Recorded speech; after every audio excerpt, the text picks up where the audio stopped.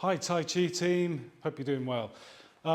Here is a demo video of this movement, Part the Wild Horse's Mane, from the 8-step Tai Chi form, which is what we're learning and practicing here at the Soma Space in Oswestry. It's the fourth of the 8 steps up here, opening the form, making this movement, sometimes called Heaven and Earth. Second movement is Repulse the Monkey. The third movement is brush knee twist step on both sides. And then the fourth movement is part the wild horse's mane. So I'm going to talk through how to do that, starting off with the upper body movements and then the lower body movements and then putting them together.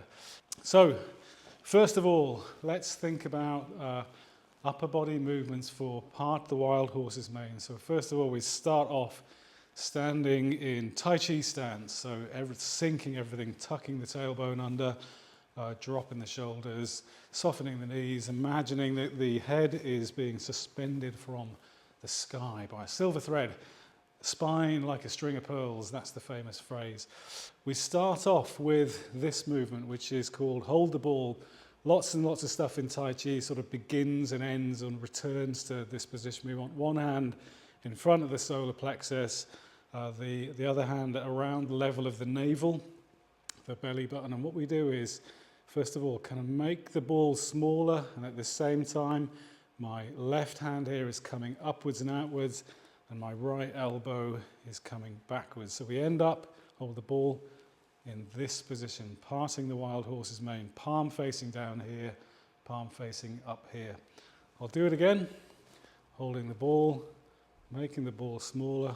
You see the palms kind of pass across each other, and then to the finishing position.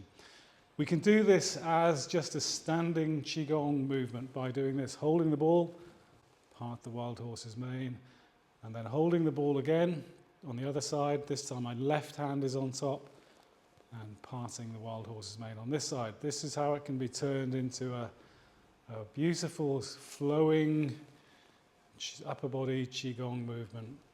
And you can see I'm doing something else here. I'm turning at the waist here. So when I'm in this position, I want to be sort of facing that way. Let's say for me that would be northwest, back to center, and then to northeast. So I'm turning here at the waist. I'm trying to keep my lower body in a kind of static position and turning at the waist here. Hold the ball, part the wild horse's mane. Hold the ball, part the wild horse's mane. Hold the ball, part the wild horse's mane. Let's just practice that. Keep doing this for a few moments.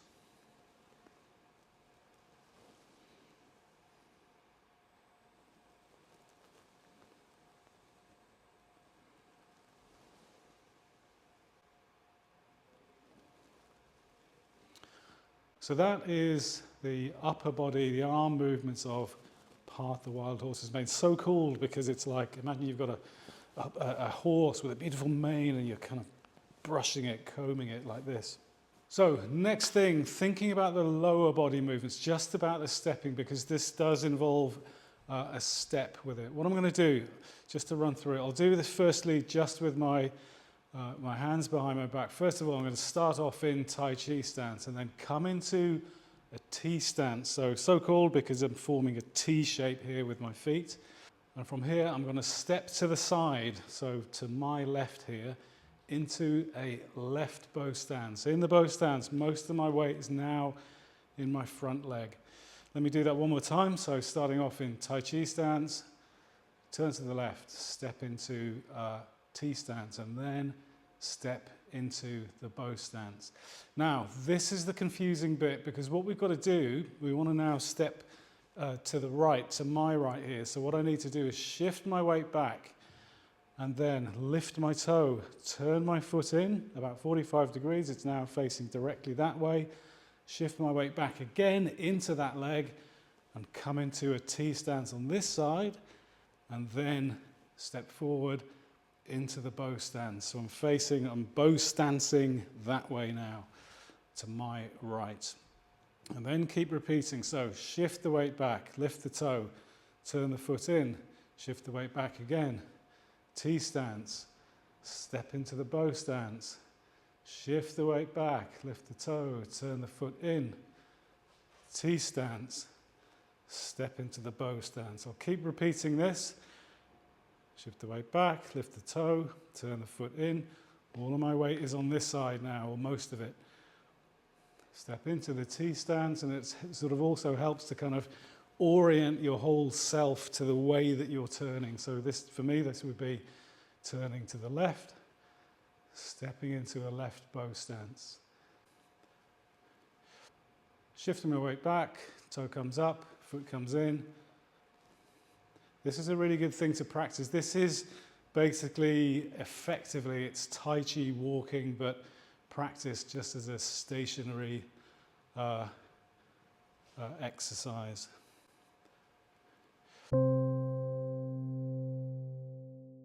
So that's the lower body movement. Let's add the upper body movements and put it all together into the movement, part the wild horse's mane. Starting off in Tai Chi stance, so remembering what we did to begin with. Tai Chi stance, and I'm going to hold the ball and step into a T stance, and then I'm going to step into a bow stance that way at the same time as parting the wild horse's mane. Now, this is the complicated bit. As we know, we shift the weight back, we turn this foot in, and at the same time as I'm stepping into T stance, hold the ball. You can see what's happening in this position. This is very yin. I'm getting ready to make a big movement here, which I'm going to do now. Stepping back into the bow stance, yang, opening, expanding, and then shifting the weight back, turning the foot in. At the same time, I'm making the hold the ball position, and then step into bow stance. Shift the weight back, turn the foot in, T stance and hold the ball at the same time, and then step into the bow stance. Seems complicated, keep doing this, eventually it will all click and come together and you'll be able to do part the wild horse's mane with the stepping. There's a beautiful single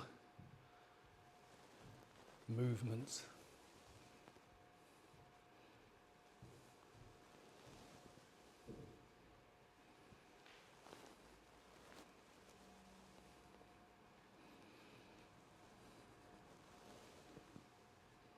Something I think is really helpful learning this is something I'll explain now, which is that if I'm in a right bow stance, let's say I've finished the part the wild horse's mane movement, my leading hand is going to turn over to make the hold the ball position, and at the same time, this is also when my foot is going to turn in. So we could almost think of it like they're kind of one thing together. It's almost as if there's an invisible thread connecting my hand and my foot here, a bit like puppet on a string type of thing. This is something that I think will help to learn this movement. So here you see I'm going to step into a T stance and do hold the ball.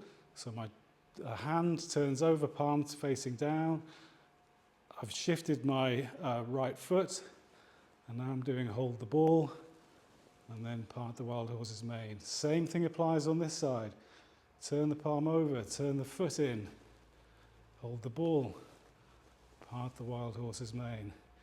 Turn the palm over, foot in, hold the ball, T stance, part the wild horse's mane. Can you see what I'm doing here? It's this, shifting the weight back, turning the palm over to hold the ball.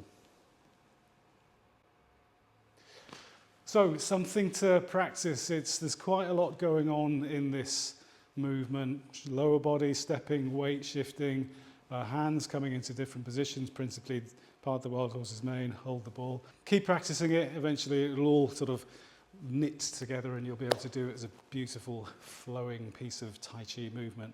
Thanks for watching.